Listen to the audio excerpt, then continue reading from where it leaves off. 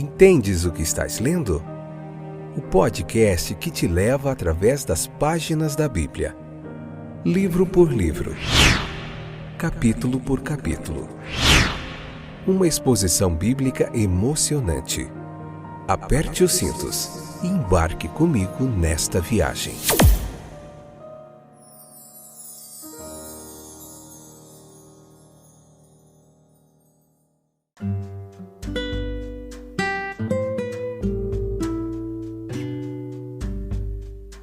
Olá, eu sou o Fábio e esse é mais um episódio do podcast Entendes o que estás lendo. Joia demais. Estamos se aproximando do finalzinho do livro de Atos dos Apóstolos nessa 10ª temporada. Hoje, capítulo 26, parte 4, episódio de número 879. Joia demais. Até aqui nos ajudou o Senhor. E é isso. Deus é bom o tempo todo. Obrigado pela sua audiência, pela sua paciência.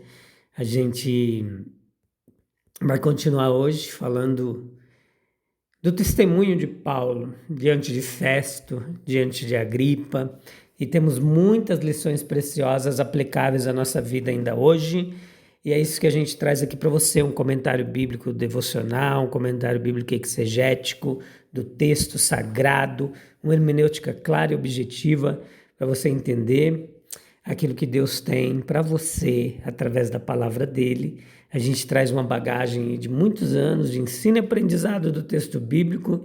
Também se debruçamos sobre muitos outros comentaristas e estudiosos das Sagradas Escrituras para trazer para você o que há de melhor, um trabalho pioneiro aí na World Wide Wide Internet, um comentário bíblico em áudio, gratuito, sem nenhum custo, para você aprender mais da palavra de Deus.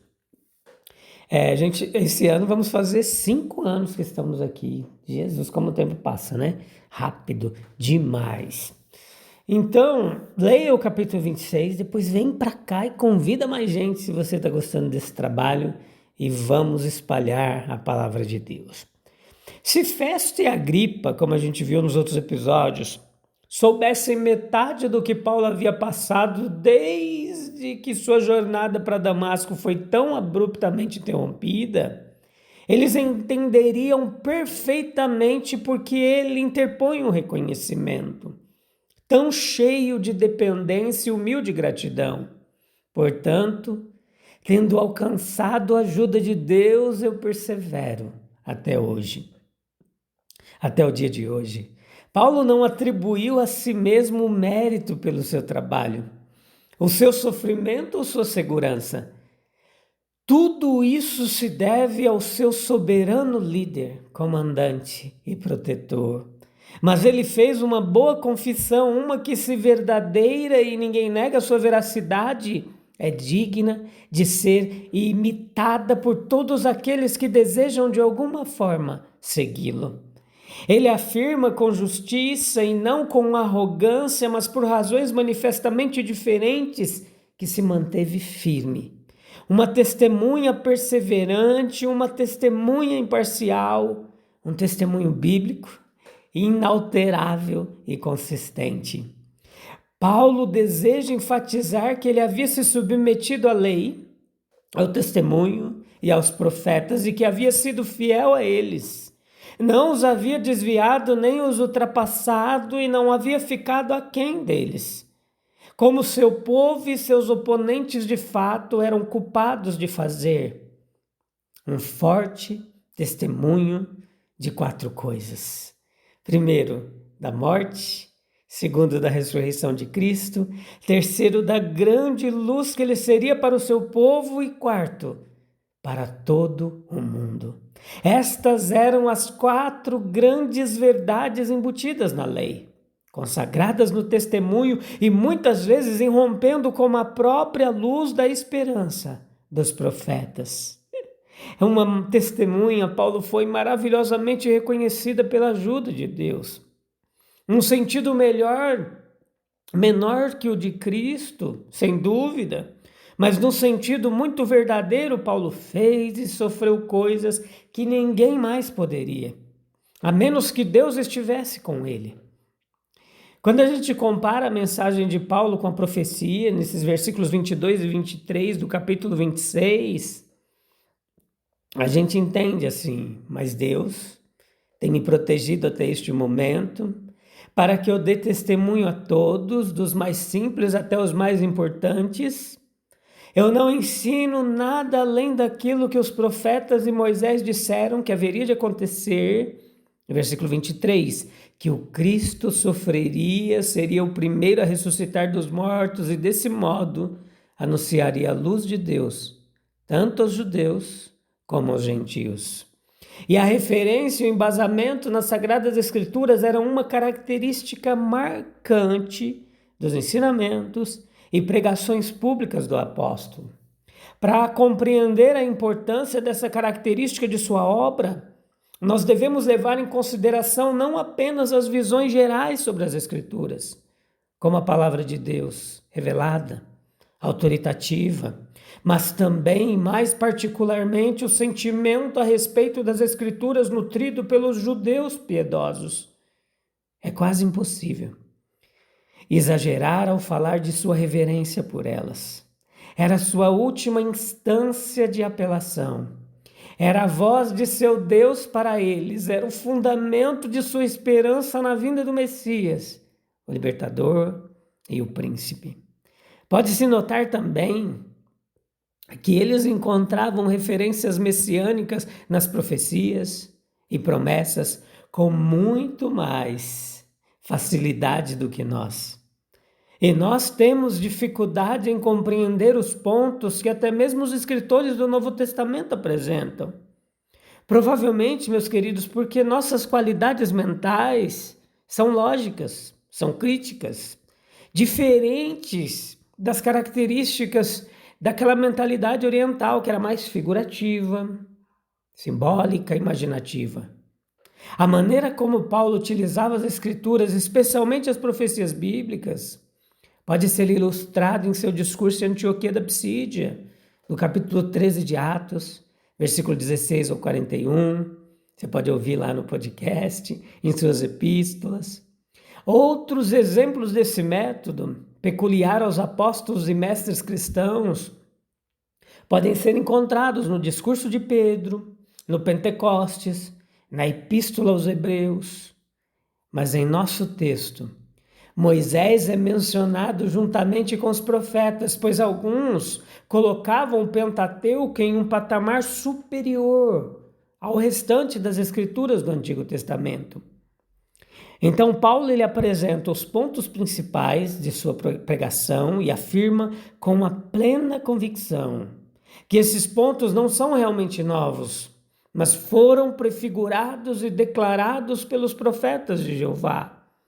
E dentro desse contexto ele apresenta 3 tópicos: o Messias deveria sofrer, o Messias ressuscitaria dos mortos e o Messias deveria ser a luz da vida, tanto para judeus quanto para gentios. O Messias deveria sofrer ou deveria ser capaz de sofrer. A grande maioria dos judeus havia fixado seus pensamentos apenas nas visões proféticas das glórias do reino do Messias, mesmo os discípulos de Jesus. Eles demoraram a aceitar qualquer outro pensamento que não fosse o de conquista, triunfo. E foi somente quando foram conduzidos após a crucificação e a ressurreição, a própria escola de interpretação profética de Nosso Senhor, eles reconheceram a corrente subterrânea de tipos, profecias que apontavam para um sofredor justo, bem como para um rei justo, que eles foram capazes de receber a verdade. Tudo isso mostra a figura profética de um Messias, o sofredor do Salmo 22, de Isaías 53, com outras muitas referências e passagens de Jeremias, Lamentações, e apontar como precisamente os fatos históricos dos sofrimentos de Nosso Senhor se enquadram na profecia preparatória. O Messias ressuscitaria dos mortos. A gente vê profecias sobre este ponto a partir de Salmos 16:10, Salmos números 30, verso 3, número 41, verso 10, número 118, verso 7, Oséias 6, 2, etc. A gente precisa mostrar como o fato de sua ressurreição corresponder à profecia. A gente pode encontrar auxílio nos discursos de Pedro, registrados em Atos 2 e 3. O Messias deveria ser a luz da vida, tanto para judeus quanto para gentios. Este era um dos pontos mais fortes de Paulo. E ele tinha abundantes referências do Antigo Testamento para mostrar que a missão do Messias não se limitava aos judeus. Veja, por exemplo, o Salmo 45, Isaías 11:10, Isaías 42, 1, etc. Nós precisamos compreender que o apóstolo podia chamar atenção para o fato de que Deus havia aberto a porta da fé aos gentios por meio da visão dada a Pedro, em Jope, e da admissão de Cornélio à igreja. Ele também podia argumentar que nas cidades gentias Deus havia acompanhado a pregação do seu evangelho com o poder do Espírito Santo e igrejas entre os gentios haviam sido fundadas na fé em Cristo. Assim a profecia se cumpriu. Ela se realizou em Jesus de Nazaré, que sofreu pelos nossos pecados, ressuscitou para nossa justificação e é pregado em todo o mundo como Salvador todo suficiente. O desejo do cristão é um ponto de maior interesse nessa cena. É a resposta de Paulo a Agripa. Ali a nobreza do apóstolo se faz notar de forma evidente. O verso 24 nos mostra claramente a cegueira do pecado. Ela comete erros de maior magnitude. Olha para a sabedoria de Deus e a confunde com loucura. E assim julgou a sabedoria encarnada. João 10:30. Assim devemos esperar que nos julgue, pois as coisas do Espírito de Deus são loucura para o homem natural. 1 Coríntios 2,14. Seja ele grego, 1 Coríntios 1,23, ou romano. Que todo mundo gentil fosse redimido do pecado e conduzido pelo arrependimento ao reino de Deus por meio de um Salvador sofredor. Isso, que é a sabedoria de Deus, profunda e divina, parecia ao homem orgulhoso do mundo nada mais do que a própria insanidade. Iluminados pelo seu Espírito, nós percebemos nisso a própria essência da sabedoria divina. Se o Pai eterno, olhando para nós, vê seu próprio procedimento sábio sendo confundido e considerado loucura, não podemos nos contentar que nossos projetos e planos humanos às vezes recebam a tênue aprovação, ou mesmo a condenação direta de nossos semelhantes.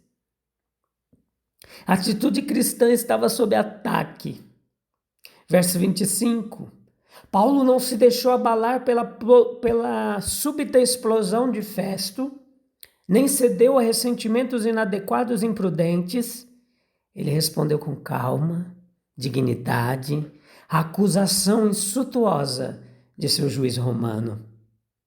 Quando a gente é atacado dessa maneira, quando acusados de insensatez, de erro, fanatismo ou mesmo loucura, o melhor que podemos fazer é manter a calma, perseverando na serenidade mental. Essa é a melhor maneira de refutar as alegações feitas. Primeiro, certifiquemo-nos da nossa posição, não tomando partido até que tenhamos feito todas as investigações necessárias e tenhamos todas as garantias possíveis de que estamos do lado da verdade e da sobriedade. Então, nós devemos recusar ser perturbados por abusos. Nós devemos se opor à dignidade silenciosa, à acusação raivosa e mostrar uma retidão consciente, que é muito superior à violência, seja de palavras ou de atos. Paulo, em um tom de súplica, ele voltou-se de Festo para Agripa. Ele sentia que devia haver alguns pontos em comum entre ele e seu compatriota, o rei. Versículos 26 e 27. O rei dispensou o prisioneiro com sarcasmo cortês. Versículo 28. Mas o apóstolo não se deixou silenciar. Dessa forma, em uma linguagem nobre, com uma comovente alusão às correntes que ele usava, ele expressou o sincero desejo de que, com facilidade ou dificuldade, não apenas o próprio rei, mas todos os que o ouvissem pudessem ser como ele. Um desejo puro, apaixonado, preenchia sua alma de que todos aqueles a quem ele pudesse influenciar fossem elevados e abençoados por aquela enobrecedora verdade que o Salvador ressuscitado lhe havia revelado. Se a nossa fé fosse provada hoje, ela seria vista como dependente da ajuda de Deus ou de nossa própria força. Nós temos confessado um Cristo completo que sofre, ressuscita e ilumina todos, mesmo quando isso parece loucura ao mundo. Bom a gente refletir. Vamos orar? Oh, louvado seja o nome de Jesus. Para a gente encerrar mais um episódio. Senhor, sustenta-nos pela tua graça como sustentaste Paulo. Que nossa confissão seja humilde, fiel às Escrituras e centrada em Cristo, completamente cristocêntrica. Dá-nos coragem para testemunhar, serenidade sob ataque e amor para desejar que outros conheçam a luz do teu Evangelho. Em nome de Jesus, amém, amém e amém. Joia demais, que bom! Que Deus continua nos abençoando com a sua palavra. Que exemplo de Paulo, né? Ele nos ensina muitas coisas, tremendas coisas, para a gente poder colocar em prática, para estar mais pertinho de Jesus. Um abraço. Eu volto no próximo episódio, tá bom? Sem falta, para a gente continuar meditando na palavra de Deus. Até breve. Tchau, tchau.